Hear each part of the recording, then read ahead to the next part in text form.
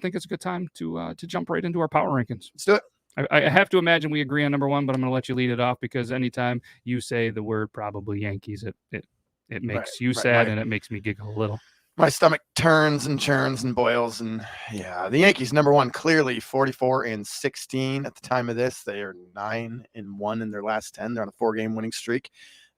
Still pitching, still scoring runs. You do both those and play some defense, you're going to win games, and that's what they're doing. Yeah. 26-7 at home.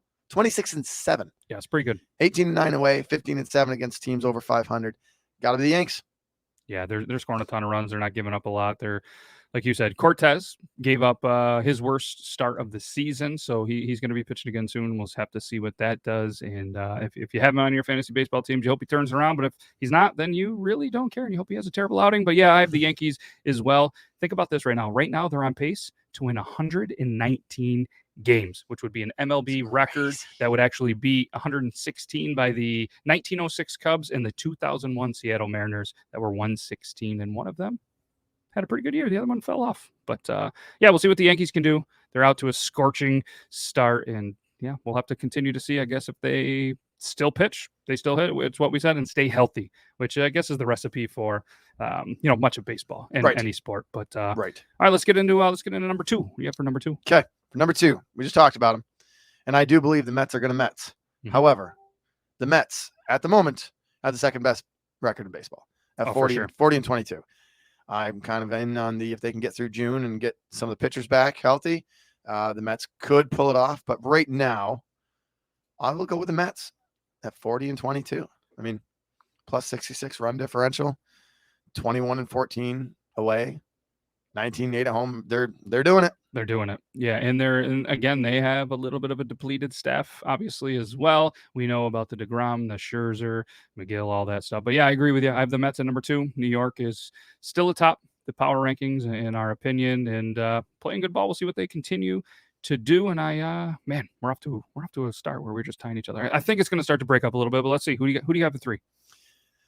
Number three, I have the Dodgers. Okay. Still in the top three, 37-23. They've struggled a little bit recently. We talked about them last week, and they didn't do a whole lot better this week. Just got swept by the Giants, but they're still the Dodgers. But I think with Walker Buehler going down, which we'll talk about, the Dodgers might be in trouble, at least in trouble per Dodger standards.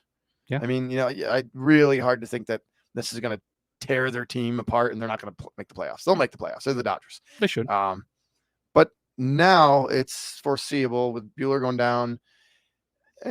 Maybe they don't win the division, or at least so easily like they could. Yep, we've talked about the NL West potentially, if not the best division in baseball, one of, and I think it's pretty easy to say. I would say that they're the best division, at least in the NL as well. But overall, I mean, because you have the Dodgers that you just said at your number three. My number three is the Padres, who are 37-24. They're 7-3 in their last 10, and playing great baseball. 18-16 against teams over 500, 17-13 at home, but 20-11 away. So the road trips aren't scaring the Padres. They are healthier. I think they have the better pitching staff right now, obviously, because, the injuries with LA, but their pitching staff is phenomenal, and they're getting a lot of production out of guys like Manny, and they're in my opinion, top three currently baseball team. So yeah, I went with the Padres, and they're playing hot. So who do you got at four? Because I got the Padres at four. Okay, so we swapped because I got the Dodgers. Yep, I figured as much. All right, so yeah, so I went the Dodgers. Obviously, you just talked about that. I talked about the Padres. A couple of good teams, and like I said, and then you look at that other one. You got the Giants, who are only 3.5 games back, but all three of those teams are in if it was to end right now because of the wild card, which is crazy because the Padres have a 3-game lead in the wild card, which, only being a half a game back of the Dodgers because they played one more game and had a loss. But great division. And then you look at Arizona, they're 4 games away from the Giants and potential wild card, and the Rockies are, a couple of games past that as well. So 7 games back. So great division. They're playing great baseball. And that's our 4. Let's go with 5. Go ahead. Who do you have at 5? 5. I'm kind of in between, but I'll go with Houston at the moment. Okay. Wow. So your Jays fell out of the top 5? Yeah, because the Padres got in.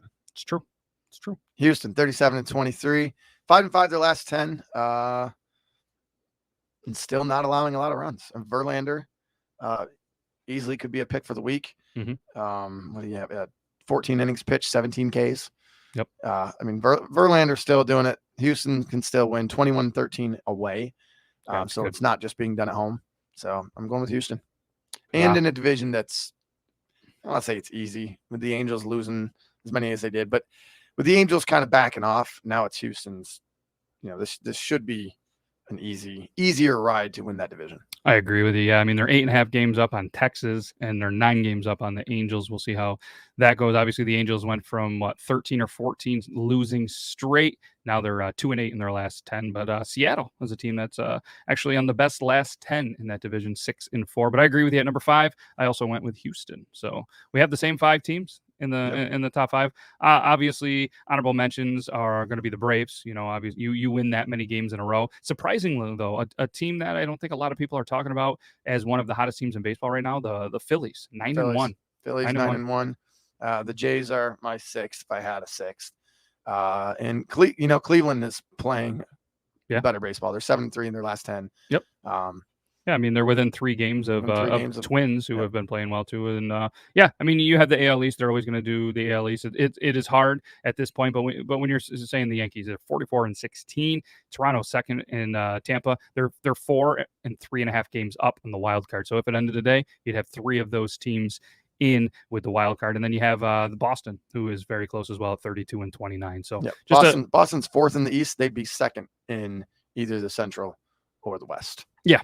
So I mean, playing great baseball, and just a good division. So that's what we got for our top 5. And let us know, obviously, if you agree with us, if you disagree, who you would have. But it's kind of cool because we're seeing some consistency finally in the power rankings. It seemed like the first couple of weeks, even the first couple of months, was Yankees, Dodgers, and the last couple of weeks, we pretty much had the same couple of teams, but you're starting to see a couple of teams, the Yankees, the Mets, the Padres, the Dodgers, the Astros really solidify themselves in the top 5